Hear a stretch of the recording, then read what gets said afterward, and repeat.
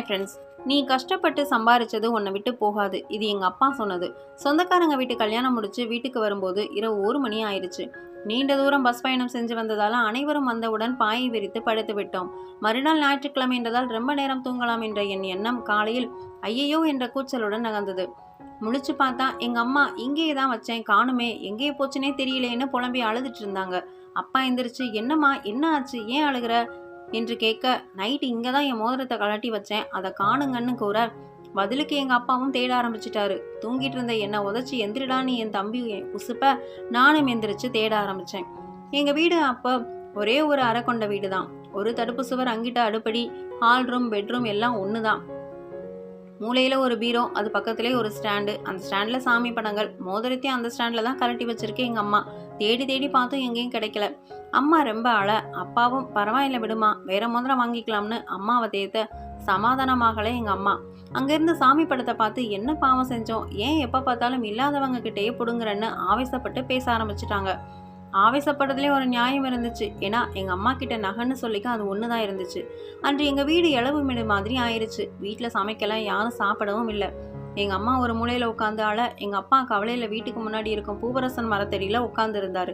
நானும் என் தம்பியும் கல்யாண வீட்டில் இருந்து கொண்டு வந்த அதிரசத்தையும் முறுக்கையும் எடுத்து பேண்ட் பையில் வச்சுக்கிட்டு வீட்டுக்கு பின்னாடி இருக்கும் மரத்தடியில் உட்காந்து சாப்பிட்டுட்டு இருக்க, பக்கத்து வீடு அம்மா எங்களை பார்த்து, என்னடா இங்கே உட்காந்து இருக்கீங்க, சாப்பிடலையான்னு கேட்க, என் தம்பியும் எங்கள் அம்மா மோதிரம் தொலைஞ்சு போச்சு, அதனால் எங்கள் வீட்டில் இன்னைக்கு சமைக்கலன்னு சொல்ல, அந்த பெரியம்மாவும் துக்கம் விசாரிக்க வந்துட்டாங்க. வந்து, என்ன ஜானகி, என்ன ஆச்சுன்னு கேட்க, மறுபடியும் அழ ஆரம்பிச்சிட்டாங்க எங்கள் அம்மா. அந்த பெரியம்மாவும், நீ கவலைப்படாத ஜானகி, சாமி நம்மளை கைவிடாது, வா போய் கோடாங்கி குறி பார்க்கறது பார்த்துட்டு வந்துருவோன்னு கூட்டிட்டு போக, அங்கே அவனும் பொருள் வீட்டுக்குள்ளே தான் இருக்கு, வெளியே போகலன்னு சொல்ல, நம்பிக்கையுடன் திரும்ப வந்த எங்கள் அம்மா மறுபடியும் நல்லா தேடி பார்த்ததும் கிடைக்கல. மறுபடியும் மயான அமைதி.